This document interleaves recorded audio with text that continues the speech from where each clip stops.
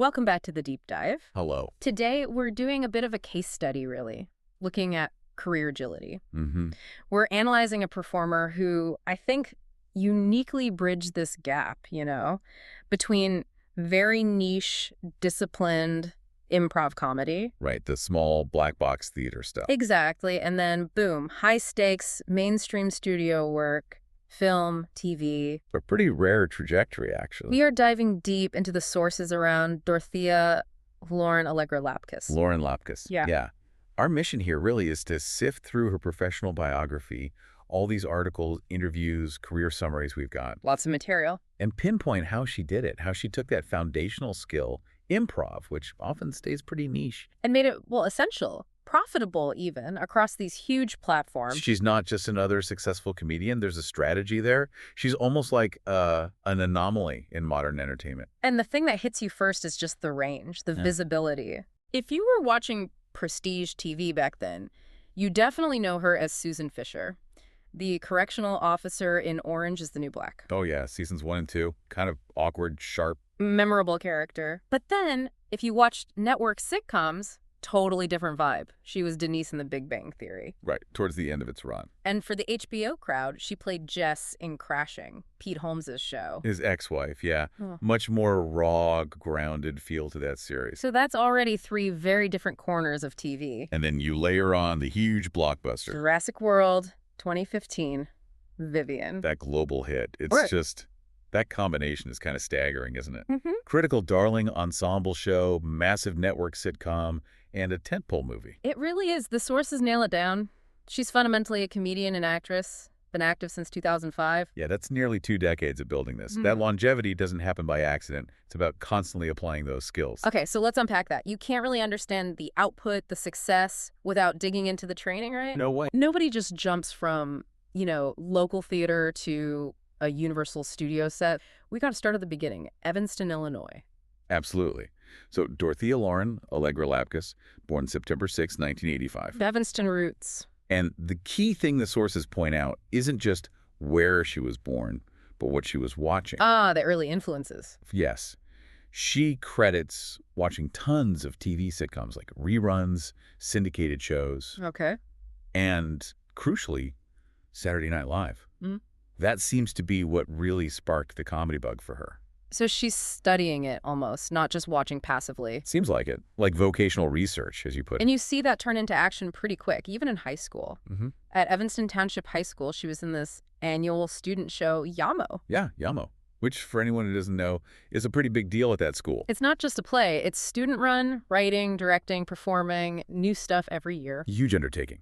That kind of experience right there. It teaches you stage stamina, sketch structure, really foundational stuff. But it wasn't just school activities. There's a more formal training element that kicks in early. And this is maybe the most important part of the foundation. During her senior year of high school. While still in high school. Yeah. She starts taking improv classes at the I.O. Theater in Chicago. Okay, let's pause there. I.O. That name, along with UCB, gets mentioned constantly in comedy history. What does training at I.O. actually mean for her skill set? It means she got grounded in long-form improv, which is very different from, say, short-form games you might see on TV. How so? I.O., especially under Del Close's influence, really championed the Herald. It's about building entire interconnected scenes, characters, worlds, all from one suggestion. It's less about quick jokes. More about character exploration, patience. Exactly. Deep character work, empathy, sustaining a reality, building something together. Okay, so she's honing that world-building skill in Chicago. And she keeps it up through college. Right. She goes to DePaul University, graduates 2008, degree in English. Interesting, the English degree connection. Yeah. Lots of comedians have that humanities background. Seems to provide a good grounding in narrative, maybe. But yeah, while she's getting the degree, the sources are clear. She's doing improv basically every night. Wow. So it's like a dual education. Analyzing text by day. And creating characters on the fly by night. The English degree gives her maybe the structure, the improv gives her the spontaneous execution. Makes sense. So post-graduation, 2008, she does the thing, moves to New York City. A classic path for an aspiring performer. And immediately gets into the Upright Citizens Brigade theater scene, UCB. Right, which is another crucial step and a bit of a pivot from I.O. Okay, explain that pivot. If I.O. is about the long-form world, What's the UCB focus? Why is that transition significant? UCB, especially at that time, was very focused on finding the game of the scene. What's the unusual thing here? How do we heighten it? So faster, Yeah. sharper, more analytical about the comedy premise itself? Yeah, you could say that. It's about identifying that core comedic idea and really exploring it, escalating it. So moving from IO's world building to UCB's game finding, that gives her a really powerful, comprehensive toolkit. She can build the character and drive the scene's comedy. Precisely. But here's where it gets interesting strategically. The sources all flag this. She's in New York in the legendary UCB scene for only 15 months. Yeah, that's really short. Then she packs up and moves to Los Angeles in 2010. Now, I gotta ask, leaving New York UCB that quickly, isn't that moving away from the pure stagecraft focus towards, well, the industry, towards getting work? That's a really sharp observation. And yeah, I think the sources imply exactly that. For a lot of improvisers, New York is about maximizing stage time, artistic development. In pure, maybe? Kind of. Moving to LA, especially that fast, signals a clear commercial ambition. She was likely trading some of that intense UCB NY stage time for visibility. Visibility to agents, Yeah. casting directors, the whole machine out there. Exactly. Pilot season, commercials. The infrastructure is just bigger in LA for screen work. It was a calculated risk leaving NY so soon. And the sources suggest it paid off pretty quickly, right? Almost immediately, she gets to LA in 2010, within about a year. The momentum starts. Yeah. She lands those crucial first gigs, commercials, Snickers, Jack in the Box. Things that need quick, memorable character work. Perfect for an improviser. Plus, a sketch on Jimmy Kimmel Live. That's the LA pipeline right there. Prove you could pop on screen. And those smaller wins, they do one big thing. They get you representation. Exactly. Those commercials, the Kimmel spot, they led directly to her getting an agent, a manager. Which then leads to actual series work. Right. A supporting role in Are You There, Chelsea? In 2012. That show didn't last long, I remember. No, but it did matter. It got her inside a studio production, on-set experience, valuable reps. It set the stage for the next thing, which was much bigger. Much bigger. Correctional Officer Susan Fisher, Orange is the New Black. Yeah. I mean, that show was a phenomenon. One of Netflix's first huge original hits. Changed everything. And she was there from the start, season 1, season 2, Yeah. and came back briefly later on, too. 2019, yeah. And that character, Fisher, it felt like such a perfect use of her training. Well, Fisher is grounded, but also awkward, deeply human, empathetic. Yeah. She wasn't just a punchline machine. No, it was a dramedy, a complex world. Exactly. Lapkus brought that kind of deep, believable character work, the IO stuff, into this high-stakes ensemble drama. And the show got massive recognition, including for the cast. Oh, yeah. 2015. She and the whole OITNB cast won the Screen Actors Guild Award. Outstanding performance by an ensemble in a comedy series. That's huge. SAG Awards are voted on by other actors. It's major validation from peers. Absolutely. It cements her as a key player in a top-tier ensemble. It says her approach, that blend of realness and comedic timing, was vital to that show's success. Okay, so the SAG Award validates the ensemble work, but then comes the test of applying those foundational skills, the UCB game finding maybe, to a totally different arena. It's a blockbuster. Jurassic World, Vivian, filming in Hawaii, New Orleans. This is a massive 4-quadrant movie meant for everybody. Yeah, $150 million plus budget. Universal Pictures. This is the big leagues. And this is where that improv training becomes really interesting, strategically. How does what you learned in a tiny Chicago theater help you on a set like that? Well, the sources give us a fantastic insider detail here. A lot of her scenes, especially with Jake Johnson. Who played Lowry, the control room guy. Right. A lot of their interaction was apparently improvised. Wait, really? On a movie that big, with dinosaurs and effects and everything, they let them improvise? Seems so. Which sounds counterintuitive, right? Every minute on set costs a fortune. So why allow it? What's the benefit for the production? I think it comes down to efficiency and authenticity. Okay. If you have actors trained like Lapkus and Johnson, who can generate funny in-character dialogue on the spot that fits the scene's needs. Then you don't need writers standing by to punch up lines. Exactly. They're the punch-up. They can find moments of genuine chemistry and humor faster than going through rewrites. You can actually save time and make the characters feel more real, more spontaneous. So improv isn't just being funny, it's actually a valuable production tool on a massive scale. That's the key insight. It makes an actor with that background incredibly valuable. They're not just saying lines, they're creative partners who can elevate the material in real time. That's a huge advantage. And you see that kind of blend, maybe scripted framework, but room for improv in her TV work, too. Definitely. Look at Crashing on HBO, 2017 to 2019, playing Jess, P. Holmes' ex-wife. That show felt very naturalistic, almost loose. Right. Based on Holmes' life, demanded that kind of emotional honesty. Probably used lightly scripted outlines, allowing actors like Lapkus to fill in the nuances. But then she flips again. She proves she can handle the total opposite environment. The multicam sitcom, The Big Bang Theory. Playing Denise, Stewart's girlfriend at the comic book store, 8 episodes, 2018-2019. And that contrast is really telling about her range. Crashing is all atmosphere, character moments. Big Bang is tight scripts, hitting jokes for a live audience, precise timing. Totally different muscles. And she excelled at both. She'd also had earlier series regular experience on Clipped. Oh, right, that TBS show in 2015 with Ashley Tisdale and George Wendt.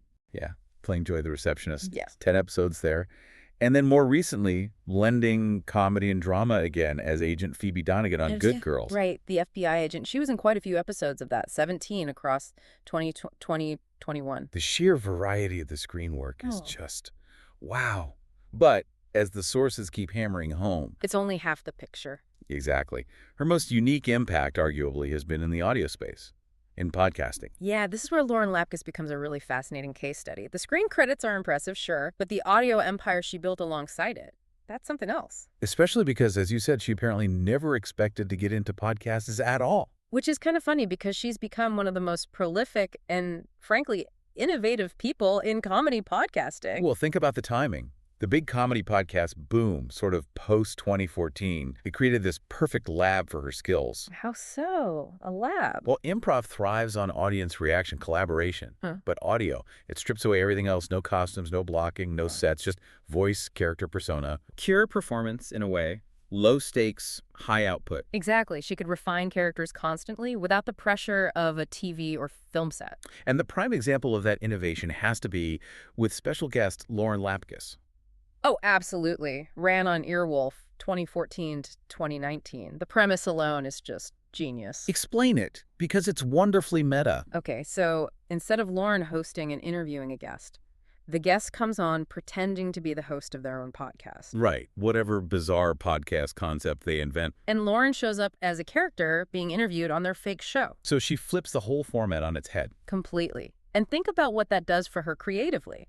She never has host burnout. She doesn't have to prep interview questions or guide the conversation. Her only job is to invent and perform a new character every single week. Pure invention, instant character creation. That's an incredible workout for those improv muscles. And look who played along. The guest list was insane. Paul F. Tompkins, Andy Daly, Nick Kroll, Betsy Sidaro, Scott Aukerman. Basically, the Mount Rushmore of improv podcasting. They all jumped into her weird sandbox. That trust speaks volumes about her ability. It's like high-level artistic jamming disguised as a silly podcast. Totally. But then she pivots again. 2020, she launches a new show, Newcomers, with Nicole Byer. On HeadGum. And this one feels very plugged into, like, the modern listener experience, the feeling of being overwhelmed by pop culture. It's such a brilliant concept. The premise is simple. Lauren and Nicole watch huge, iconic film franchises. Things everyone else seems to know inside out. For the very first time. And they talk about it. It's literally the beginner's mind applied to pop culture canon. It taps right into that feeling of, am I the only one who hasn't seen Star Wars? Yeah. Or whatever. Exactly. And they act as guides, consuming decades of lore and give you this fresh, funny, immediate take. They remove that barrier of assumed knowledge. And the scope. They didn't just dip their toes in. Oh, no. They went in. Star Wars, Lord of the Rings, the entire MCU. Fast and Furious. Tyler Perry's whole universe. Batman movies. It's staggering. They subject these cultural monuments to this hilarious newbie critique. It's kind of like what we aim for here, right? How do you quickly make sense of a huge amount of material? Yeah, it's expert distillation through a comedic lens. And they bring in great guests, too. John Gemberling, Demia Dejuigbe, PFT again, Betsy Sidaro. Drawing on that same improv community to help navigate. It all connects back, which leads to her other major podcasting pillar, just being an incredible guest herself. Right. This is what I think of as her R&D lab strategy. Her appearances on other shows aren't just guest spots. They're workouts. You mean like on Improv for You Humans? Yeah. 42 appearances between 2012 and 2023. And comedy, bang, bang, 58 times since 2012. Wow, that's nearly 100 recorded top-tier improv sessions over a decade. Just think about the volume of character work that represents. That's how she stays so sharp for the screen roles. She's constantly practicing in public, basically. It's deliberate practice, building that character library. If a TV show needs a quirky receptionist or an intense agent, She's probably got dozens of variations already tested out on CBB or I4 Air, and the output doesn't stop there. She has other long-running shows, too. Freedom with Ackerman and PFT. Still going, right? Yep, since 2018, over 170 episodes. Yeah. Just three friends riffing, essentially. And Raised by TV with John Gabris. That ran for a good while, 71 episodes, reviewing old TV. And then there are these other shorter-run experiments, too, like Lap Time with Lauren Lapkus in 2020. Psychic P Show back in 2015. She co-hosted Wild Horses, The Perspective. And she crosses over, too, appearing on shows about the industry, like going on. I was there, too, to talk about making Jurassic World. Okay, so she uses the audio world for everything. Character practice, format experimentation, career reflection.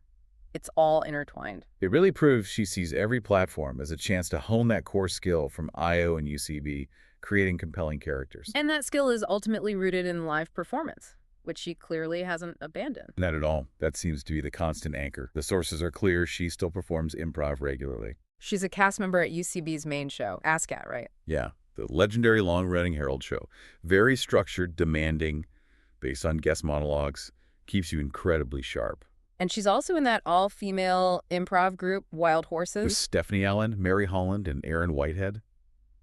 They perform, they tour. So being in both a UCB flagship show and an independent team, that keeps her connected, keeps the live performance muscles working. It's like her gym routine. Exactly. And that live work feeds directly into her more structured sketch comedy projects. Like that Netflix special, The Characters. Right, 2016. Netflix picked a handful of comedians and gave each of them their own 30-minute sketch episode. She wrote and starred in hers. That's a massive vote of confidence from Netflix, basically saying, here's half an hour, show us your best original stuff. A huge platform to showcase her specific comedic voice, her best character creations, to a giant audience. And that kind of work gets noticed by the industry, too, beyond the SAG Award. Yeah, she got a Primetime Emmy nomination, Yeah. Outstanding Actress in a Short-Form Comedy or Drama Series. For what? For the earliest show, that Funny or Die web series with Ben Schwartz back in 2016. Okay. So getting Emmy recognition for short-form digital work while also doing network TV and starring in blockbusters, that really highlights her ability to succeed at every level. It's conquering all tiers of the media landscape simultaneously. And there's one more tier where that improv background is a massive asset, voice acting. Oh, absolutely. Animation. Yeah. It demands instant, distinct, sustainable character voices. That's pure improv skill application. And she's built up a pretty hefty portfolio there. For sure. She was the voice of Lotta in Harvey Girls Forever on Netflix. 52 episodes. That takes vocal stamina. And for the sci-fi fans, she's Jennifer Sharayan in Star Trek, Lower Decks. Yeah, the Andorian Officer. 10 episodes of that so far. Yeah. Being able to create those distinct, sometimes alien personas just with your voice, it's perfect for her skill set. Plus recurring voices on big shows like American Dad and Big City Greens. Right. She's become a go-to voice actor because she's versatile and efficient. She can probably nail a character voice quickly, saving time in the booth. Okay, one last area the sources touch on is her willingness to jump into the unscripted world of reality and game shows. Yeah, which shows a different kind of confidence, right? Handling pressure, being quick-witted, but as herself. Mostly. The biggest example has to be Who Wants to Be a Millionaire? Right. As a celebrity contestant. And she won big for charity. How much? $500,000. $500,000. That's serious pressure, answering those questions. Wow. And she pops up elsewhere, too. Like, nailed it. Yep. Hell's Kitchen, Family Feud, the $100,000 Pyramid, Celebrity Wheel of Fortune. So she's comfortable across the board. Food shows, game shows, team competitions. Seems like it. Willing to just jump in and play, be funny, even if it means looking silly sometimes. Okay, so before we wrap up and try to distill the main takeaway, we should probably quickly mention the personal milestones the sources include, just for context. Good idea. Mm-hmm. Provides a fuller picture. The sources note her first marriage was to Chris Alvarado, another improviser. Married in 2014, separated early 2016, divorced later that year. Correct. Then she married actor Mike Castle in October 2018. And they've started a family while she's kept up this incredible work pace. Yeah, they have two daughters, the Yeah. first born in July 2021. And the second just recently, May 2024. So, yeah, managing an incredibly demanding multi-platform career and a young family, that's a lot. It really is.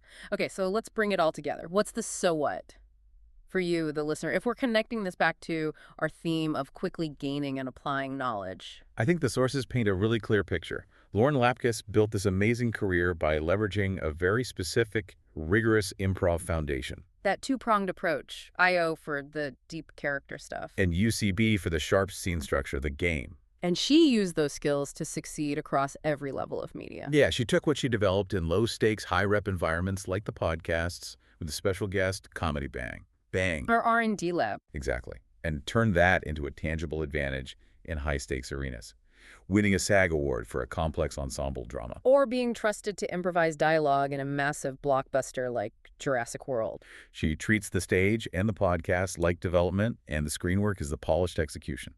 It's a really smart system. Okay, so that leaves us with our final provocative thought for you, building on these strategic choices she made. Given that her success seems built on this constant learning, adapting, moving between formats, live stage, scripted TV, spontaneous audio. Which of those platforms do you think is the most crucial training ground now for the next generation of comedians trying to build a similar multi-platform career? Is it still the intense rigor of live improv, like performing on ASCAD every week? Is that the ultimate forge? Or maybe the discipline of hitting your marks on a network sitcom? Does that constraint teach the most valuable timing? Or is it the wild freedom of niche audio, like newcomers or character podcasts? Does that low-stakes experimentation actually build the most versatile, hireable skills for the future? Where are those foundational skills best honed today for what comes next in entertainment? Something to think about.